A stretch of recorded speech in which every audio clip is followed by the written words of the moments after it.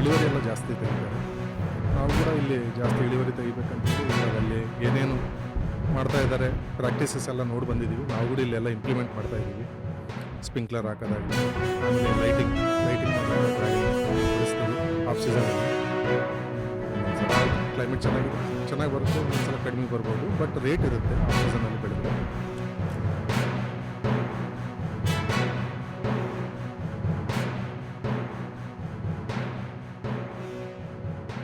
Almost 3 ಇಯರ್ಸಿಂದ ಮಾಡ್ತಿದ್ದೀವಿ.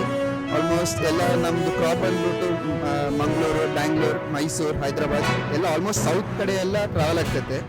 And ಈ fruit ಬಂದ್ಬಿಟ್ಟು ಫುಲ್ ಒಳ್ಳೆ ಪ್ರಾಫಿಟ್ ಕೊಡ್ತೈತೆ, ಫಾರ್ಮರ್ಗೆ ವೆರಿ ಮಚ್ ಹೆಲ್ಪ್ಫುಲ್. ಆ್ಯಂಡ್ ನಮ್ಮ ಆರ್ಟಿಕಲ್ಚರ್ ಡಿಪಾರ್ಟ್ಮೆಂಟಿಂದ ಕೂಡ ಒಳ್ಳೆ ಸಪೋರ್ಟ್ ಬಂದಿದೆ ನಮಗೆ.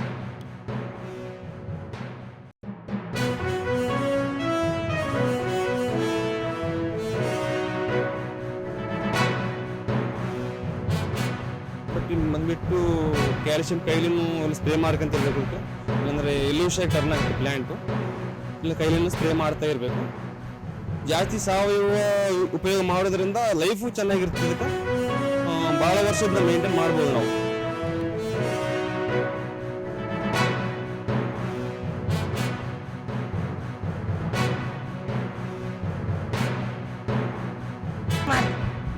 ಇವು ಅಲ್ಲಿ ಒತ್ತಾಗ್ತು, ಇವೆಲ್ಲ ಪ್ಯಾಕಿಂಗ್ ಮಾಡ್ತು, ಎಲ್ಲ ಬದುಕು ಮಾಡ್ತು,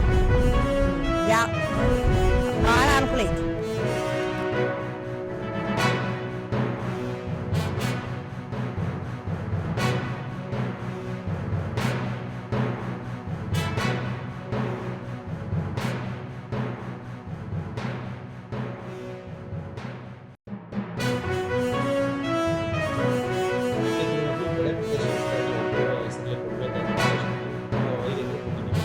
ಶೇಕಡ 40 ಸಹಾಯ, ಅಂದರೆ ಈಗ 1,25,000 50,000 ನಾವು 25 ಕೊಟ್ಟಿದ್ದೀವಿ.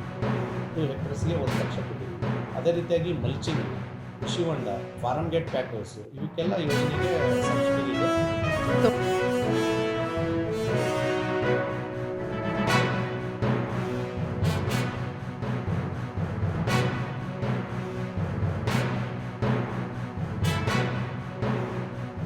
ಇರಿಗೇಷನ್ಗಾಗಲಿ ಮತ್ತು ವೀಡ್ ಮ್ಯಾಟ್ ಅಂತ ಕೃಷಿ ಹೊಂಡ ಮತ್ತು ಡ್ರ್ಯಾಗನ್ ಫ್ರೂಟ್ ಕೊಟ್ಟಿದ್ದೀವಿ.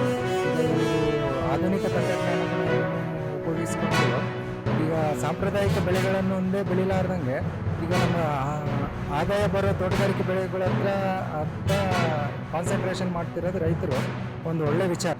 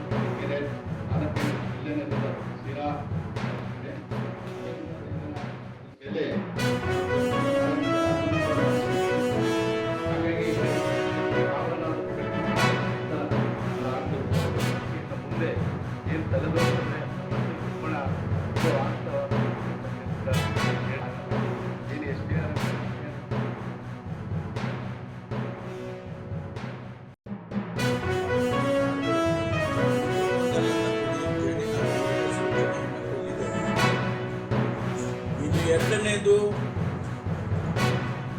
ತುಂಗಭದ್ರಾ ಡ್ಯಾಮ್ನಿಂದ 5 ತಾಲೂಕುಗಳಿಗೆ 2,650 ಕೋಟಿ ರೂಪಾಯಿ ಪ್ರಾಜೆಕ್ಟ್ ಮಾಡಿದ್ದೀವಿ. ಮನೆ ಮುಖ್ಯಮಂತ್ರಿಗಳು ಉದ್ಘಾಟನೆ ಅಲ್ಲಿ ಒಂದಿಷ್ಟು ಟೆಕ್ನಿಕಲ್ ಸ್ನ್ಯಾಗ್ ಆಗಿದೆ. ಜಾಕ್ವೆಲ್ ಹತ್ರ ಏನೋ ಸಮಸ್ಯೆ ಆಗಿದೆ ಅಂತ ಹೇಳ್ತೀವಿ. ರಿಪೇರಿ ಆದರೆ